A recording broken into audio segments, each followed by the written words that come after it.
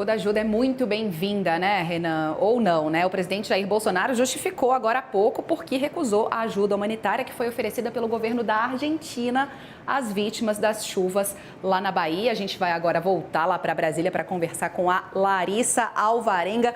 Larissa, bem-vinda de volta. E aí, qual a justificativa de Jair Bolsonaro?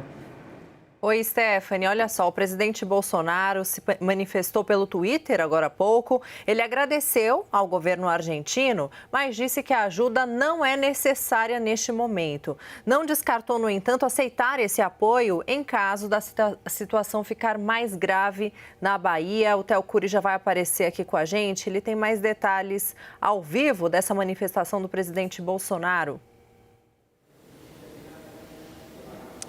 É isso, Larissa. Foi a primeira manifestação do governo brasileiro depois que o governo do estado da Bahia comunicou que havia sido rejeitada aquela oferta de ajuda por parte do governo argentino para a região sul da Bahia. O presidente então foi às redes sociais agora há pouco, a gente vê aí na tela a sequência de tweets do presidente, de publicações que ele fez, e ele diz o seguinte: o fraterno oferecimento argentino, porém muito caro para o Brasil, ocorre quando as Forças Armadas, em coordenação com a Defesa Civil, já estavam prestando aquele tipo de assistência à população afetada, inclusive com o apoio de 3 helicópteros da Marinha e do Exército Brasileiro. Por essa razão, continua o presidente Jair Bolsonaro, a avaliação foi a de que a ajuda argentina não seria necessária naquele momento, mas poderá ser acionada oportunamente em casos de agravamento das condições. A resposta do Ministério das Relações Exteriores à Embaixada Argentina é clara a esse respeito e diz no final que o governo brasileiro está aberto à ajuda e a doações internacionais, citando inclusive uma doação feita pelo Japão de barracas de acampamento, colchonetes, cobertores, lonas plásticas e galões plásticos, além de purificadores de água. Então, uma resposta oficial agora do governo brasileiro com relação a essa rejeição do pedido, do oferecimento de ajuda, na verdade, do governo argentino, que havia se prontificado a ajudar o governo do estado da Bahia e o governo federal. Houve aquela rejeição, o Ministério das Relações Exteriores agradeceu o pedido, disse que não seria necessário, porque todos os esforços, tanto financeiros quanto de recursos, de destinação de recursos para o estado da Bahia, quanto de pessoal com ajuda e envio de forças para o estado, já eram necessários e que, caso fosse necessário mais ajuda, caso a situação no estado se agravasse, aí sim seria bem recebida uma ajuda do governo argentino. Então o presidente Jair Bolsonaro agora faz essa série de publicações dizendo que nesse momento não é necessária essa ajuda do governo da Argentina. Claro que a gente vai seguir acompanhando todo esse desenrolar da história. Eu volto com vocês. É isso, Theo. Qualquer novidade, aciona a gente aqui no live. Obrigado, viu? E a gente continua lá na capital federal agora para conversar com o nosso analista, Gustavo Uribe, porque tem campanha, inclusive, nas redes sociais e muita pressão política para que o presidente Jair Bolsonaro deixe suas férias e viaje para a Bahia.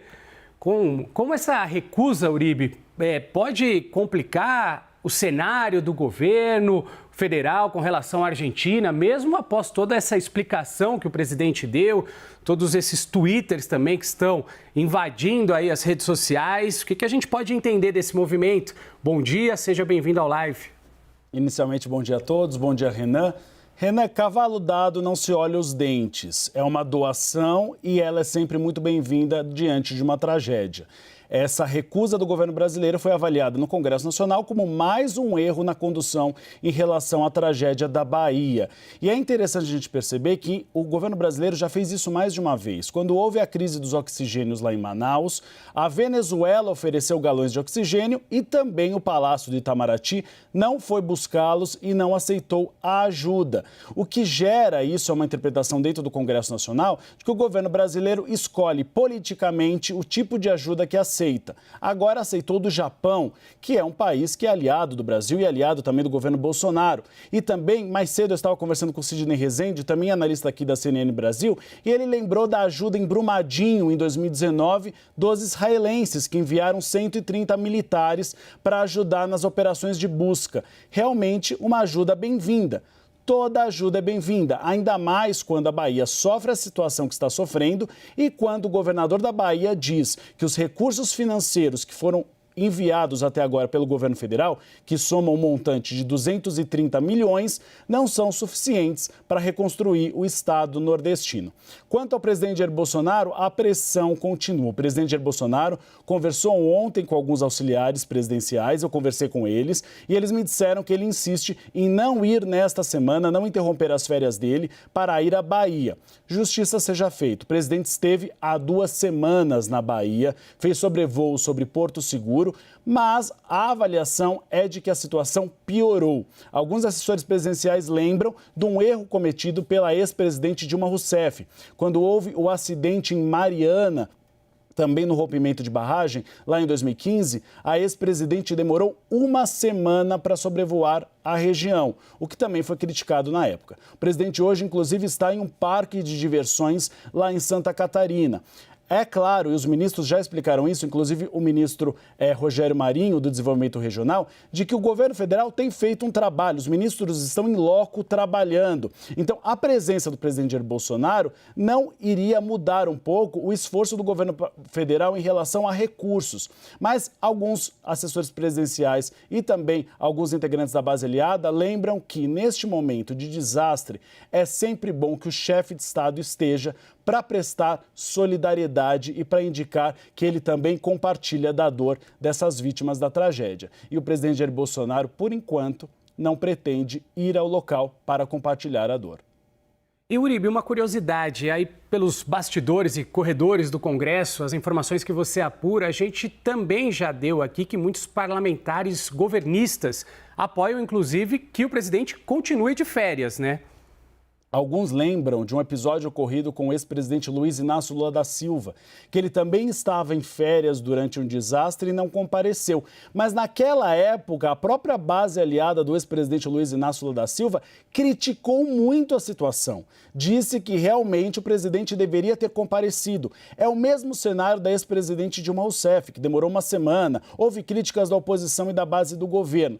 O que estes integrantes da base aliada dizem é que tudo bem, o presidente não faria diferença para o envio de recursos. Mas você tem uma outra ala do governo que reconhece que neste momento, e até para arrefecer as críticas, o presidente poderia pegar metade do dia dele de férias, uma aeronave do governo, para sobrevoar a região e declarar, na verdade, que está presente, que está fazendo um trabalho para ajudar aquelas vítimas da tragédia. É interessante a gente perceber que os ministros que estão em loco, eles fazem questão, justamente para arrefecer a crítica, de citar o nome do presidente Jair Bolsonaro, de que falou com ele pela manhã, de que ele está acompanhando a situação e que ele está orientando. Mas essa pressão tem crescido cada vez mais, justamente porque é papel de um chefe de Estado, em momentos de calamidade, ele estar presente na tragédia para também compartilhar a dor dessas vítimas.